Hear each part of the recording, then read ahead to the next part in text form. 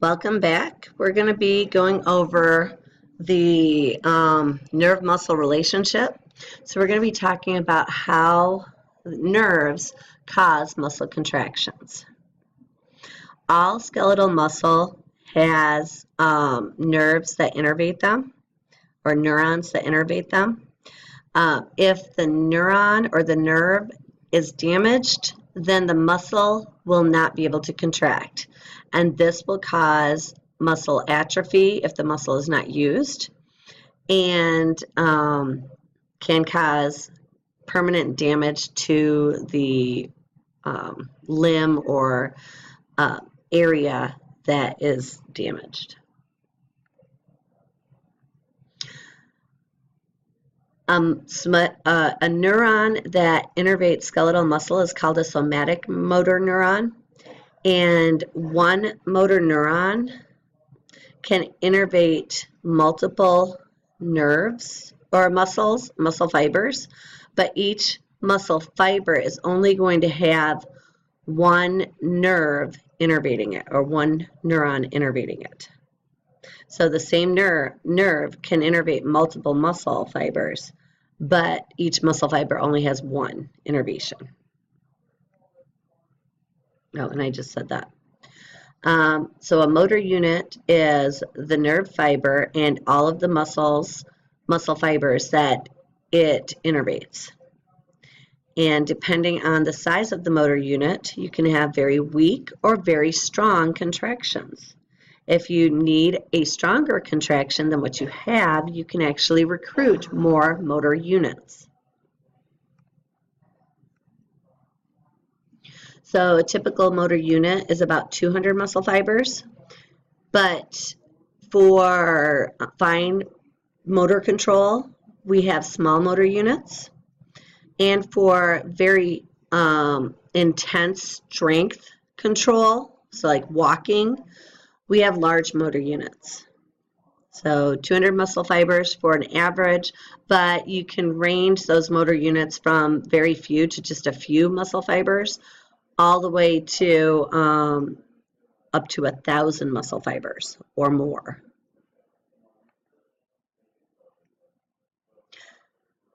So how does a neuron stimulate the muscle?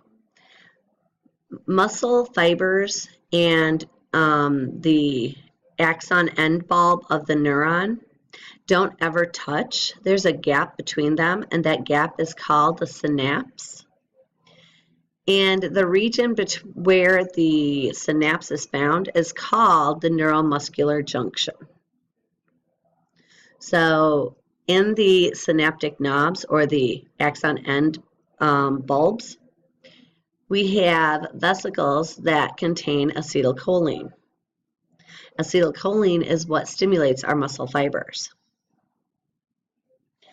When the axon is stimulated, it will release the acetylcholine into the synaptic cleft. So here you see the axon end bulb. And these little vesicles are your acetylcholine vesicles. Here is that synapse. This is the sarcolemma. Here are the T tubules. These little bluish looking rectangles, those are proteins within the sarcolemma that can bind to the acetylcholine. And so when this bulb gets activated, so an action potential moves along the axon and hits the synaptic end bulb, what will happen is calcium will rush in, calcium will bind with these vesicles, and then the vesicles, once they have calcium bound, will release the acetylcholine via exocytosis into the synaptic cleft. An action potential arrives at the presynaptic terminal, causing voltage-gated calcium ion channels to open, increasing the calcium ion permeability of the presynaptic terminal cell membrane. Calcium ions enter the presynaptic terminal and cause vesicles to release their neurotransmitter acetylcholine from the synaptic vesicles into the presynaptic cleft. Diffusion of acetylcholine across the synaptic cleft and binding of acetylcholine to acetylcholine receptors on the postsynaptic muscle fiber membrane causes an increase in the permeability of ligand-gated sodium ion channels. The movement of sodium ions into the muscle cell results in depolarization of the postsynaptic membrane. Once threshold has been reached, a postsynaptic action potential is generated and is propagated over the muscle cell membrane. Acetylcholine is rapidly broken down to acetic acid and choline in the synaptic cleft by the enzyme acetylcholine esterase. The choline is reabsorbed by the presynaptic terminal and combined with acetic acid to form more acetylcholine, which enters the synaptic vesicles. So let's look at the process of that occurs at the synaptic bulbs. So this is called the excitation stage.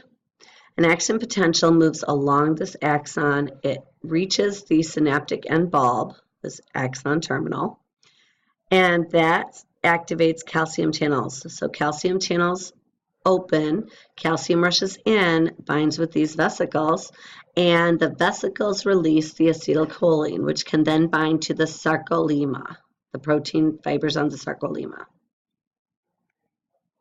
So you have a nerve signal opens that voltage-gated calcium channels. Calcium stimulates exocytosis of acetylcholine into the synaptic vesicles, and acetylcholine is released. Once acetylcholine is released, it will bind to the plasma membrane of the muscle. And so here we have the acetylcholine release. Acetylcholine binds to the receptors on the proteins. When they bind, they stimulate the proteins to open. So these are voltage-gated, acetylcholine binds, and this allows sodium to rush out or rush from the outside of the cell into the cell. And so when sodium rushes in, it causes depolarization of the muscle fiber at that region. That stimulates the next voltage-gated channel and the next voltage-gated channel until we move all the way down the T-tubule.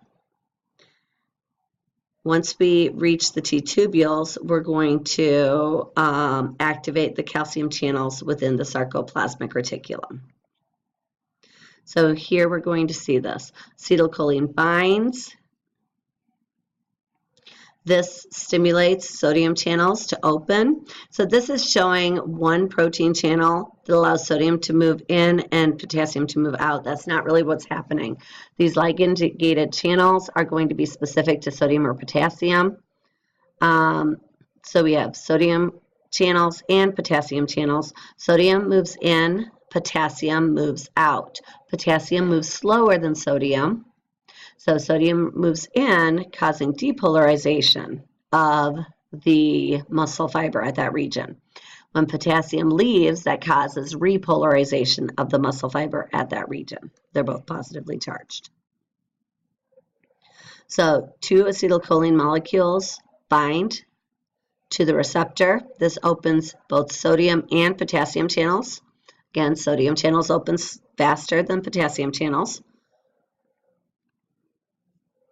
Sodium enters the cell, shifting the resting membrane potential from negative 90 millivolts to a positive 75 millivolts. So where did this negative 90 come from? It comes from the difference in the charge from the outside of the plasma membrane and the inside of the plasma membrane. The outside is positively charged, the inside is negatively charged. So we change the inside from a negative number to a positive number. At this point, potassium channels open and potassium starts to leave. potassium leaves, bringing the resting membrane potential back to negative 90 millivolts, so repolarization. The voltage-gated channels in one region stimulate the next or the neighboring region to open their voltage-gated channels. This causes an action potential to move all along the plasma membrane and down those T tubules.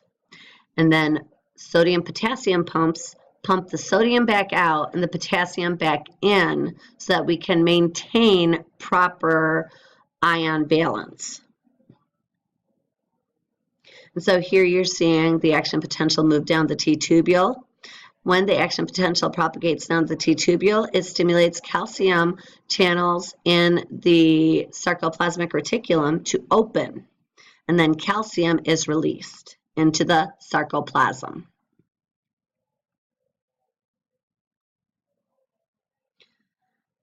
At this point, we're going to go into the muscle contraction. So now that we have calcium in the sarcoplasm, it can interact with the regulatory proteins that are bound to the actin.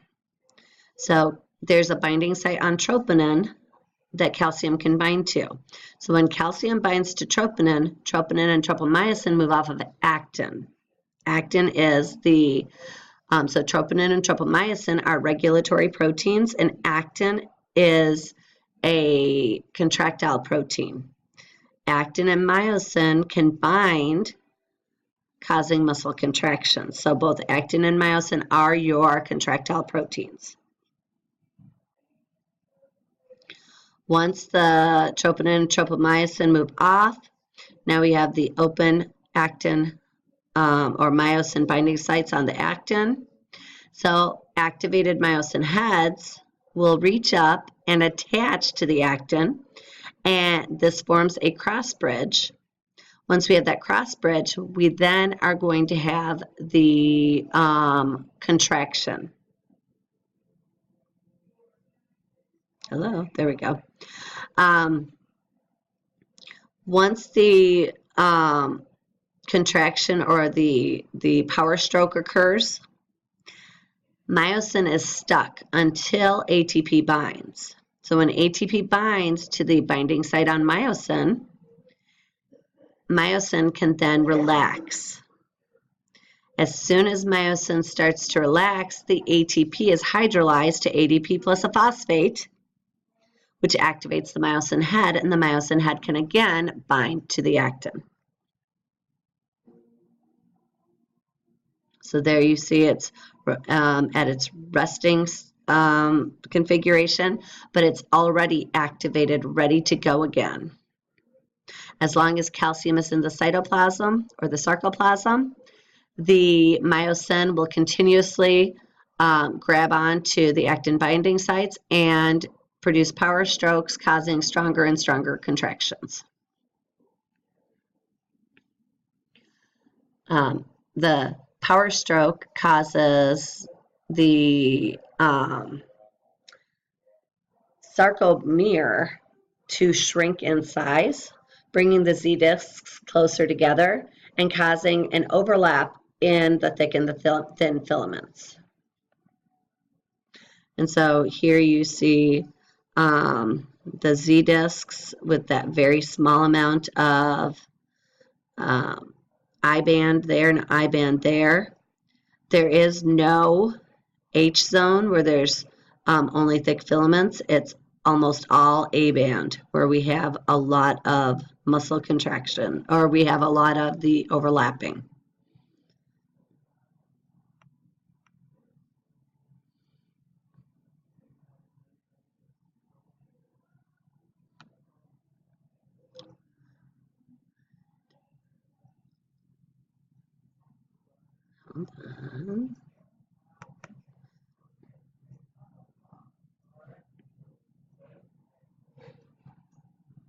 Okay.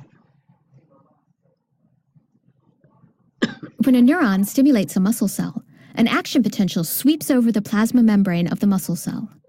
The action potential releases internal stores of calcium that flow through the muscle cell and trigger a contraction. Muscle cells have an elaborate architecture that allows them to distribute calcium ions quickly throughout the cytosol. Deep tubular invaginations of the plasma membrane, called T-tubules, crisscross the cell. When the cell is stimulated, a wave of depolarization, that is, an action potential, spreads from the synapse over the plasma membrane and via the T-tubules deep into the cell. A voltage-sensitive protein in these membranes opens a calcium release channel in the adjacent sarcoplasmic reticulum, which is the major calcium store in muscle cells, thereby releasing a burst of calcium ions all throughout the cytosol of the cell. Within a contractile bundle of a muscle cell, called a myofibril, the calcium interacts with protein filaments to trigger contraction. In each contracting unit, or sarcomere, thin actin and thick myosin filaments are juxtaposed, but cannot interact in the absence of calcium. This is because myosin binding sites on the actin filaments are all covered by a rod-shaped protein called tropomyosin. A calcium-sensitive complex, called troponin, is attached to the end of each tropomyosin molecule.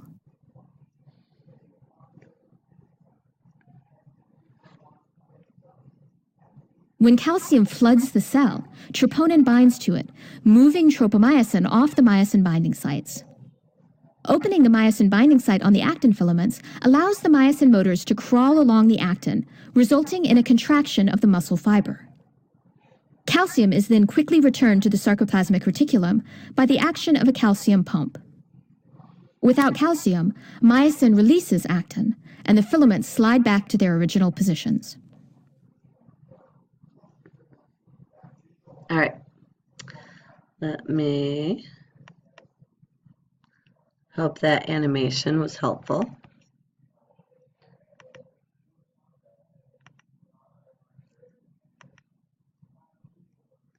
And so here we have a relaxed sarcomere. There you can see the relaxed sarcomere. And here we have a contracted sarcomere, and there's your contracted sarcomere. An action potential introduced at the neuromuscular. Okay, I'm going to stop for a second. I'll be right back.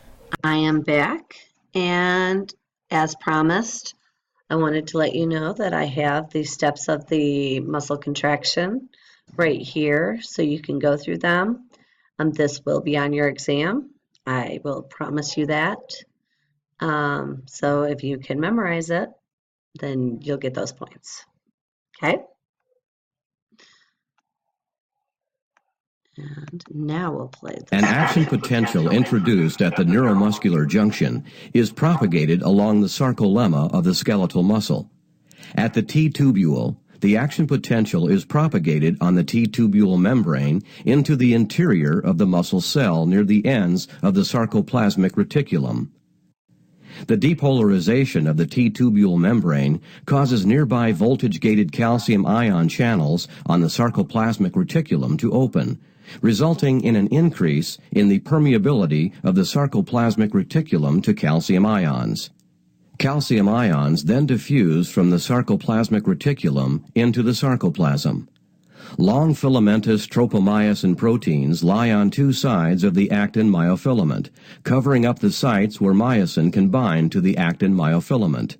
Globular troponin proteins are attached to the tropomyosin. When calcium ions bind to troponin, this causes troponin to change conformation and move the tropomyosin.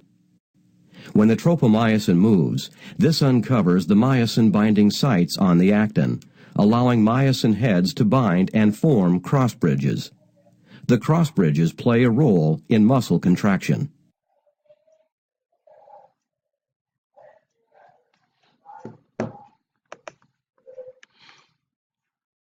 All right, so at this point, you should now know what the neuromuscular junction is and what occurs at the neuromuscular junction.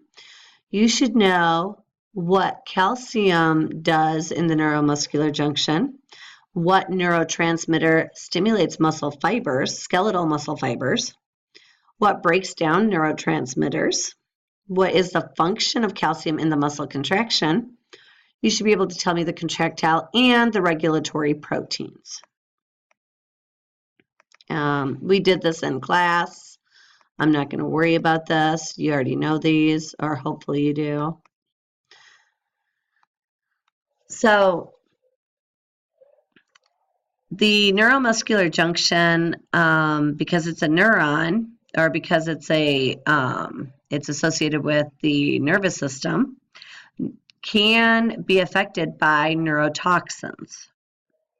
There are two neurotoxins that cause paralysis of our muscle fibers, our skeletal muscle fibers. Both are produced by bacteria in the genus Clostridium. One is called Clostridium tetani that produces a tetanus toxin. What this does is it inhibits the inhibitory neurons from telling the excitatory neuron to stop. So typically excitatory neurons have inhibitory neurons that will stimulate the axon and stop the stimulus so that we don't have continual muscle contractions. With tetanus, the muscles are very contracted. The body cannot relax. So think of having a Charlie horse all over your body.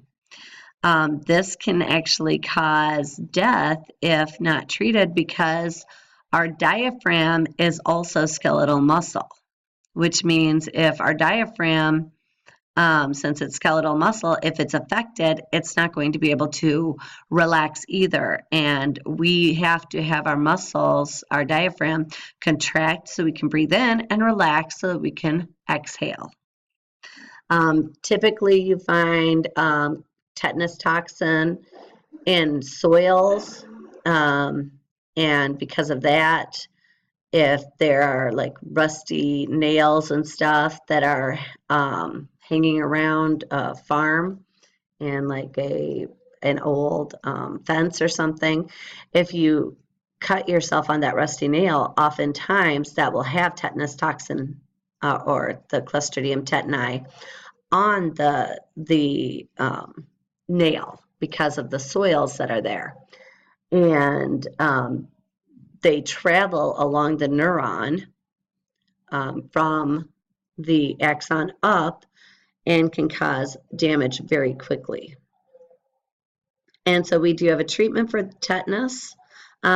Typically every about 8 to 10 years you have a tetanus shot or tetanus vaccination that protects you.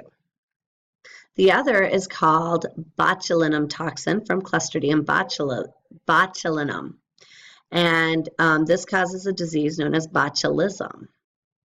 So we typically see this disease when we improperly can, and so we don't actually kill off the botulinum bacteria. In this case, we are causing a different form of paralysis. Instead of our muscles contracting, they can't contract. So this is just as dangerous because, again, if your diaphragm can't contract, you're not going to be able to inhale this time. So super severe. It causes a form of paralysis known as flaccid paralysis versus the tetanus toxin causing spastic paralysis. The botulinum toxin is also used in treatment for wrinkles associated with aging.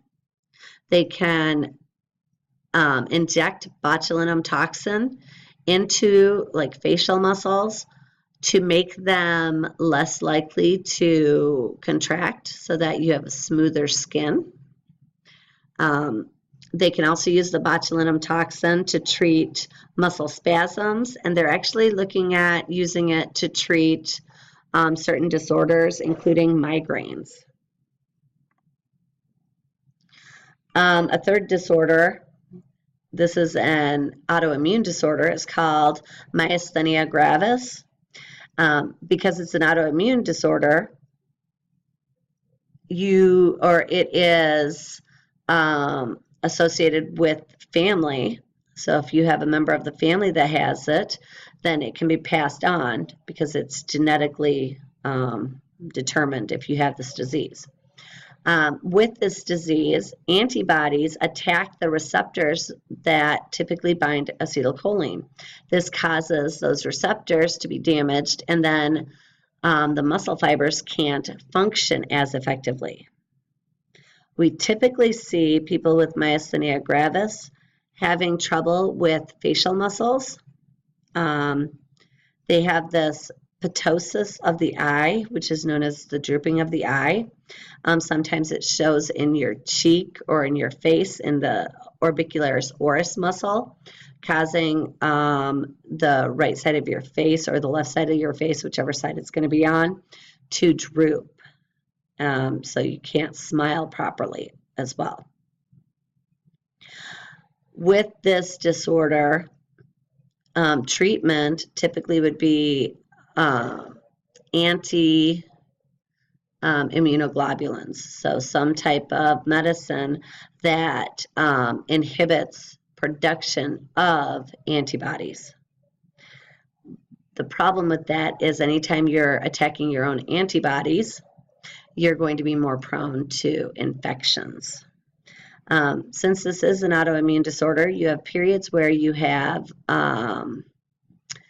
problems, and then you'll have periods where your face, your eyes work just as effectively as normal. So at this point, you should be able to answer how tetanus and botulinum affect muscle contractions. You should be able to tell me what myasthenia gravis is. And on here, I haven't actually talked about rigor mortis, but so instead of me talking about it on here, if you have questions about it, come to class with those questions. Since I explained how a muscle contracts and how it relaxes, that should give you a hint as to how rigor mortis occurs. Okay. So if you have questions, bring them to class. The next section talks about how we produce the energy for muscle contractions. And so we talked about energy in chapter 3 when we talked about aerobic respiration as well as fermentation. So I'm not going to recover that. I will mention them again, but instead I'm going to focus on the 3 main types of energy that we have. And then we're going to look at how long each lasts and what we can do. So our muscles have an immediate supply of energy that can occur, super fast. So we're looking at the energy that it takes for a mom to sprint, relaxing on her front porch, a sprint to the road when she sees her toddler run to get a ball or something that's fell into the road. That's that immediate supply of energy that you get, and that's through a system called the phosphating system. We have short-term supply via fermentation, and then we have the long-term supply via aerobic respiration. So the phosphating system. There are 3 mechanisms within the phosphating system.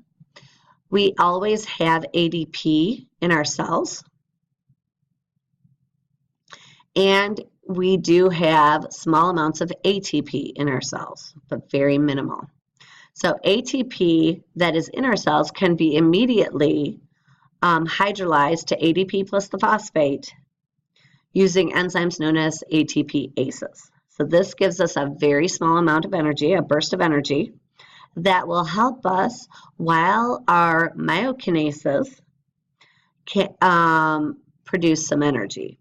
So myokines works to take 2 ADP, combine them, forming 1 AMP, adenosine monophosphate, and 1 ATP, adenosine triphosphate. So we're basically taking 1 phosphate from 1 molecule and giving it to the other. That can provide us with another small burst of energy. So now we're up to about 7 or 8 seconds of energy. The last mechanism in the phosphating system is creatine phosphate. So creatine phosphate is a molecule that can hold phosphates very effectively in skeletal muscle. So we don't have a large supply of ATP, but because ATP is typically broken down to ADP, and then the phosphates are stored in the creatine phosphate. So creatine kinase, when we need more ATP, can break down the creatine phosphate, release the phosphate, add it to an ADP, producing ATP, and then we just have creatine left. So this provides approximately 10 or so seconds. So we get a good, between 15 and 25 seconds worth of energy from this immediate system. From there, we have both anaerobic fermentation, which is this glycolytic pathway where glucose is broken down to 2-pyruvate, and then if there's not enough oxygen, pyruvate is reduced to lactic acid so we can reproduce NAD from NADH. And that's going to provide us another small burst of energy. And all of this extra energy helps because we have to break down lots of glucose molecules in the presence of oxygen to move into the mitochondria to produce our majority of ATP, which is for long-term energy. So here we have the three systems working. The first phosphagen system can produce, this is saying 5 to 6, but really it's about 15 to 20 seconds worth of energy. And then we have a smaller supply of energy, an additional 45 or so seconds of energy through fermentation. So at this point, it's been about 1 minute. And the rest of our energy is mainly produced through aerobic respiration. Aerobic respiration provides long-term energy for movement. So if you're running a mile or if you're running anything, unless it's just a short sprint, you're going to be using aerobic respiration for the majority of the run. So what happens when you are done with your exercise?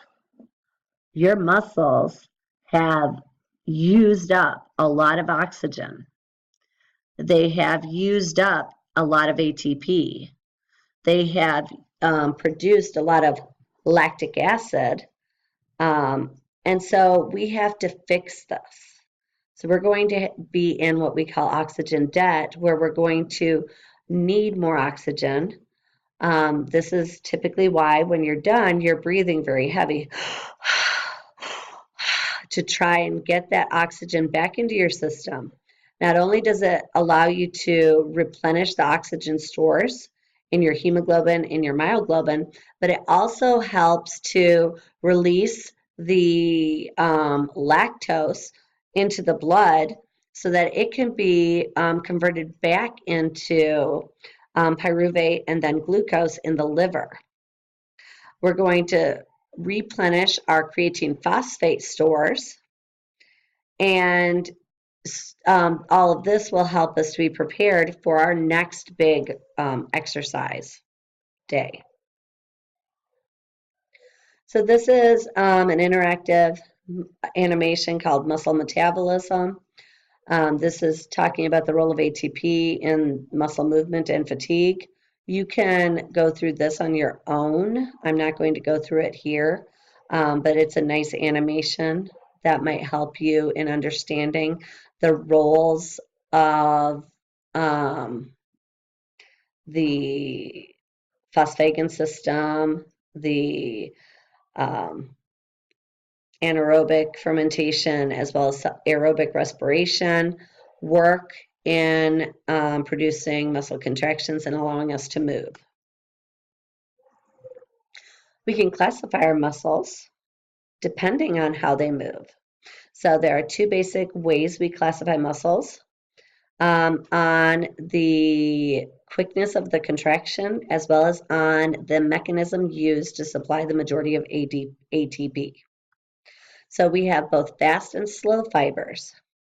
Slow fibers contract very slowly, but they can last for a long period of time. So it's like nice slow contractions, which means it takes time to build up the ATP and everything, but these ones are going to work for a very long time. Think about your gastrocnemius. That's an example of a muscle that has a lot of slow oxidative fibers. Hopefully you all know where the gastrocnemius is located. Fast oxidative fibers work very rapidly. They cause very strong muscle contractions, but they tend to be short working, so they don't last as long. Slow oxidative fibers are going to be much more red than your fast oxidative fibers. So if you've ever looked at chicken meat, a lot of people like red meat, some people like white meat. It just depends on what your desire is. The red meat is slow oxidative meat. The white meat is fast oxidative meat. The color comes from myoglobin. Myoglobin is what binds oxygen. So if the muscle uses more or uses mainly aerobic respiration for its activity, then it's going to be it's going to be considered a fast oxidative or a slow oxidative fibers. Fast oxidative fibers also use aerobic respiration, but they're going to contain less myoglobin, so they might not be as red. Whereas we have fast glycolytic fibers, which are white in color. They don't have myoglobin. So this is the white meat that we typically talk about. The fast glycolytic fibers use anaerobic mechanisms typically to provide energy or ATP. They give very strong, very powerful contractions, but they only last for a very short period of time. So whereas your gastrocnemius can work for a long period of time, think about walking and stuff, or standing on your tiptoes, your tibialis can last for a long time, but not near as long. If you've ever done this, heel walking, you know that your tibialis muscle tires out a lot faster than your gastrocnemius muscle.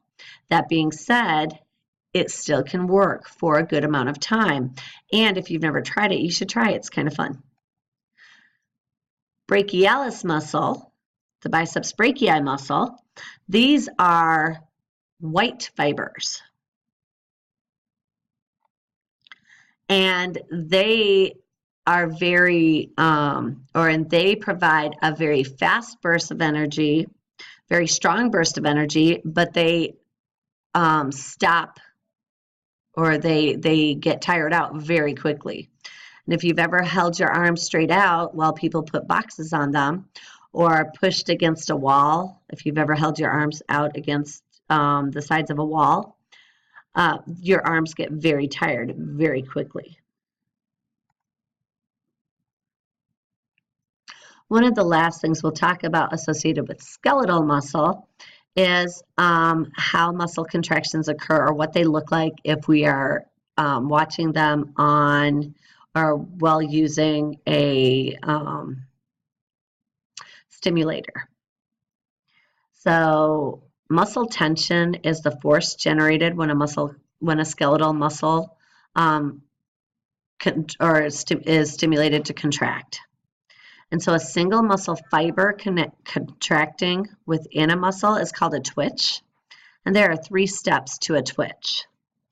You have the latent period where you have received a stimulus, but you haven't actually started the contraction. Then you have the contraction period, and then you have the relaxation period. Typically, when you have the relaxation period, you can't stimulate the muscle again. We can increase the stimulus, so make it stronger. Increasing the stimulus causes the muscle fibers to contract stronger.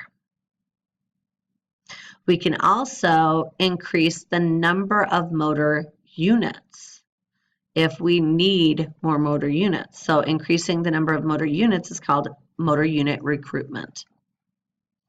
So here what we're looking at is an experiment where we stimulate one single muscle fiber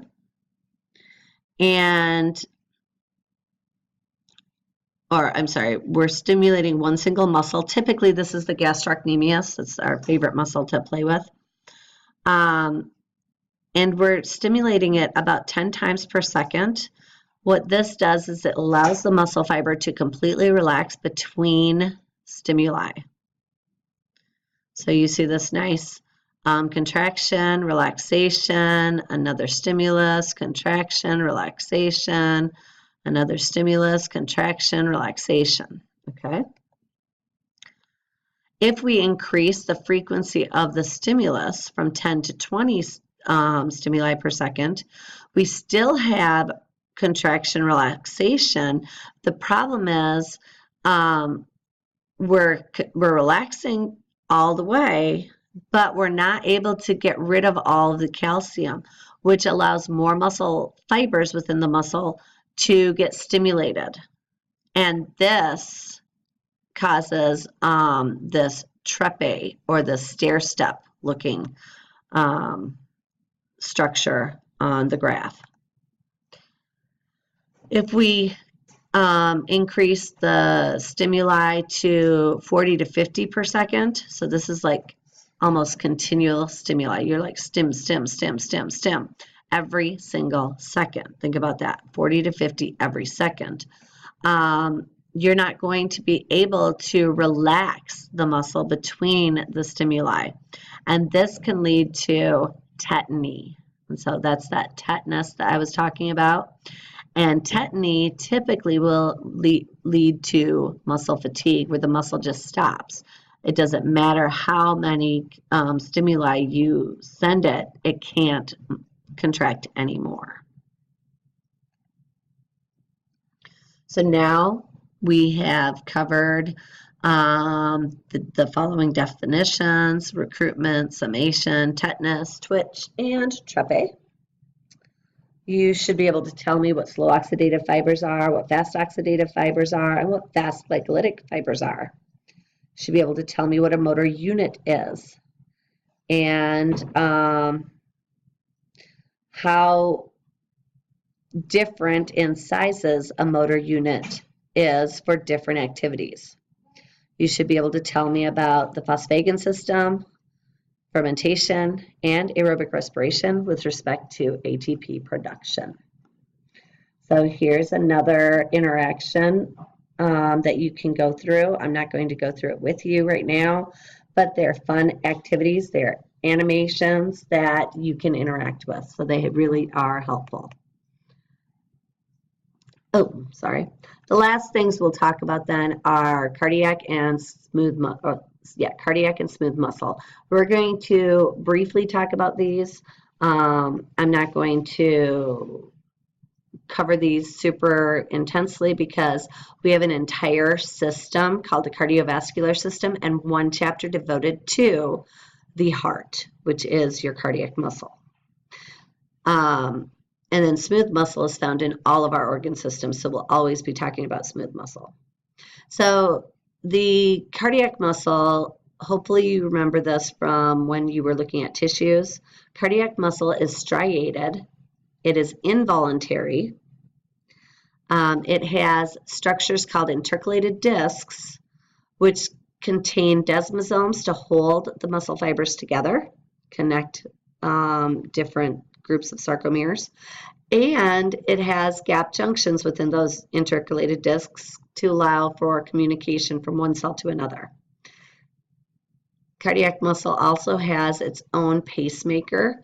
So it has autorhythmic cells. It has multiple groups of autorhythmic cells, but the main one is called the sinoatrial node, and this is found within the right atrium. So we do have nerves that innervate the heart, but they don't tell the heart to contract.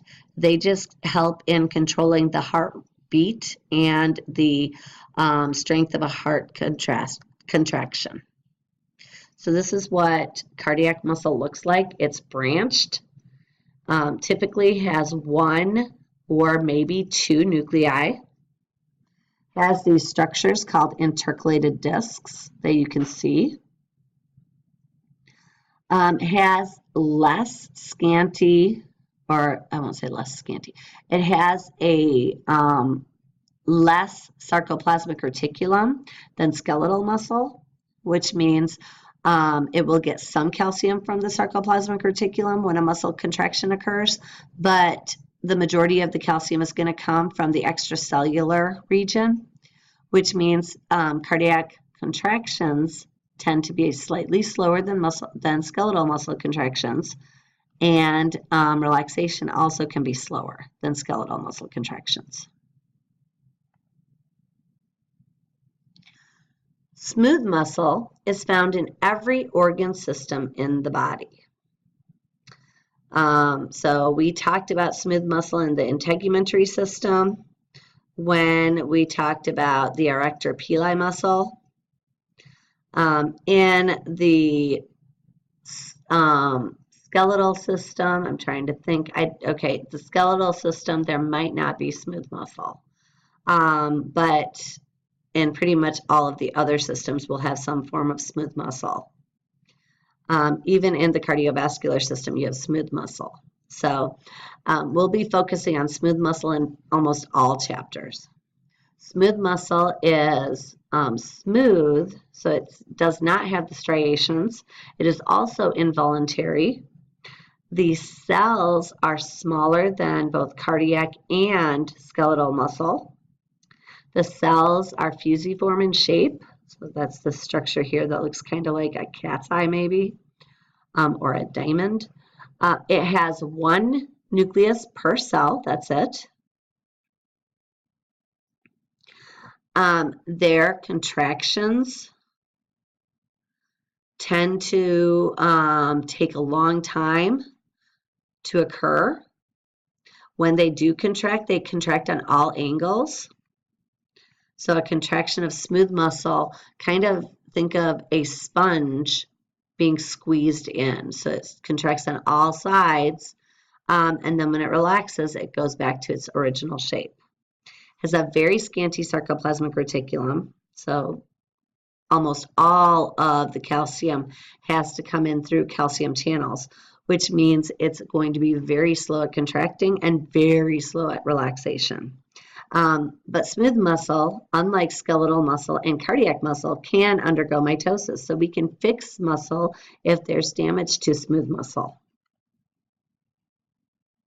Smooth muscle has its proteins anchored differently than cardiac and skeletal muscle, where you have the overlapping actin and myosin arranged in lines.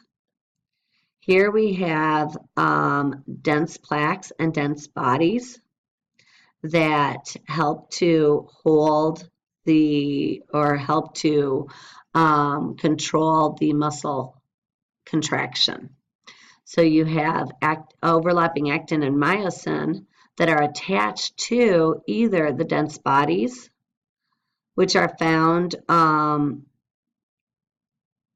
along the muscle fiber, and the dense plaques, which help to hold the muscle fibers together. So when one smooth muscle is stimulated to contract, it will start to shrink up, causing the smooth muscles neighboring it to also start to shrink up. So they shrink up together, forming this like very small ball, and then they relax very slowly as well. So within smooth muscle, we have a few different proteins.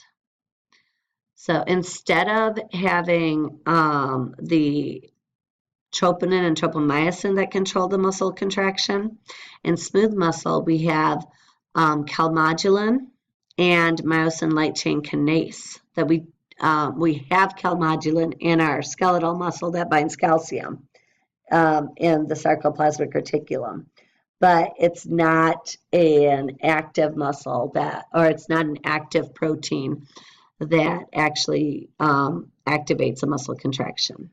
So in smooth muscle though, calcium has to bind to the calmodulin. When that happens, calmodulin can activate the myosin light chain kinase.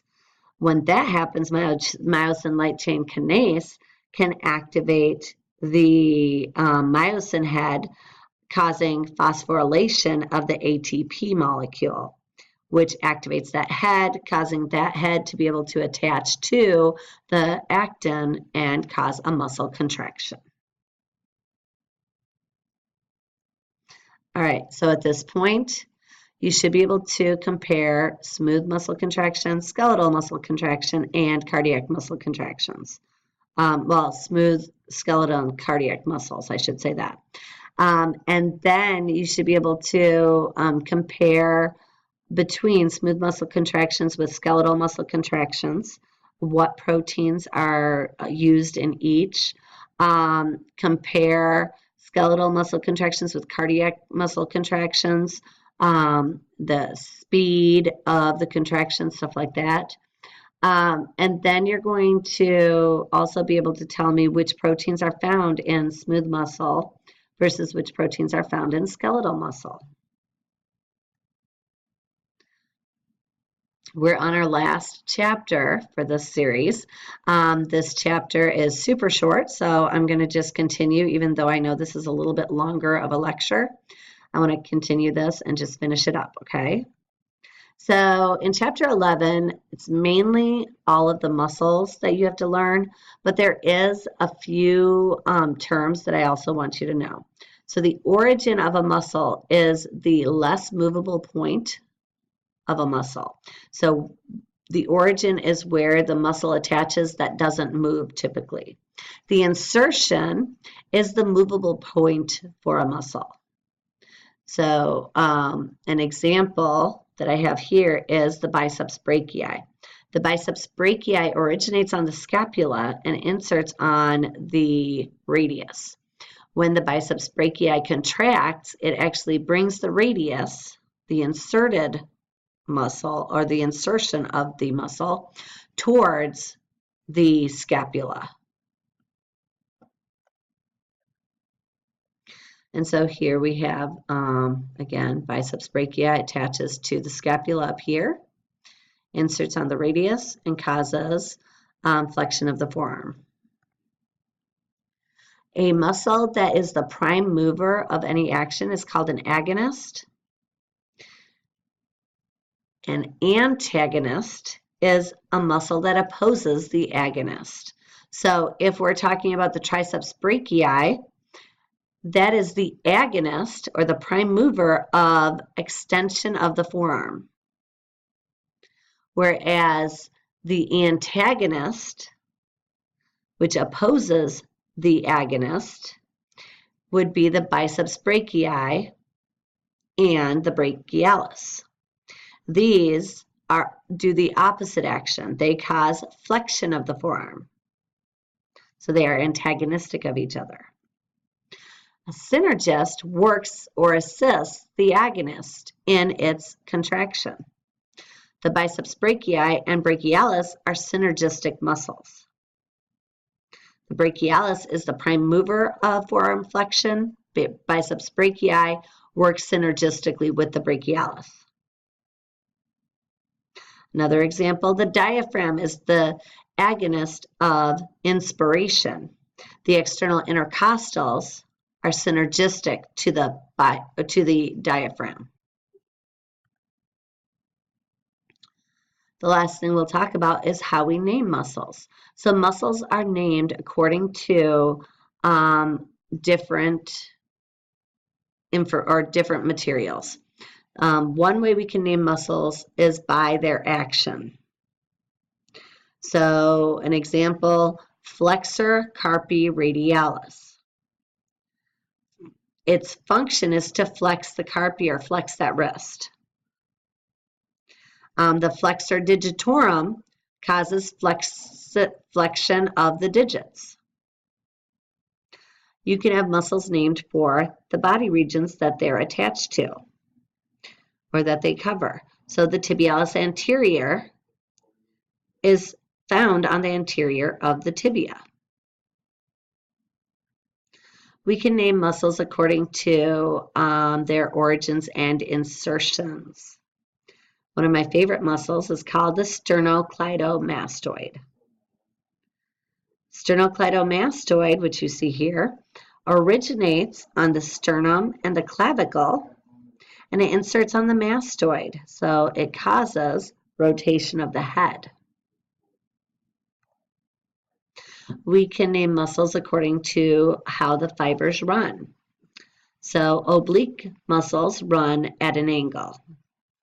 Rectus muscles run lengthwise. Rectus abdominis runs lengthwise over the abdominal region. The external and internal oblique muscles run at an angle. We can name muscles for their shape. Deltoid is triangular shaped, and the deltoid muscle is triangular shaped. Brevis is a short or smaller muscle, whereas longus is a longer muscle. Trapezius is trapezoidal in shape. We can name muscles according to their size. Magnus, large muscle. Minimus, small muscle. And so an example, gluteus maximus, gluteus minimus, pectoralis major, pectoralis minor. And then finally, we can name muscles according to the number of tendons or heads they have. So the biceps has 2 heads. Triceps has 3 heads. This point, you should be able to define origin, insertion, synergist, antagonist, and agonist. I don't have those on here, but I want you to know them. You should also be able to name muscles in different ways, because I always ask that. And here's a question that I'll let you think about. I'm not going to give you an answer, but you can totally think about it and then come to me and ask me if you would like the answer or if you'd like to talk about the answer. I'm done with the chapters, so I am signing off, and you have a wonderful night.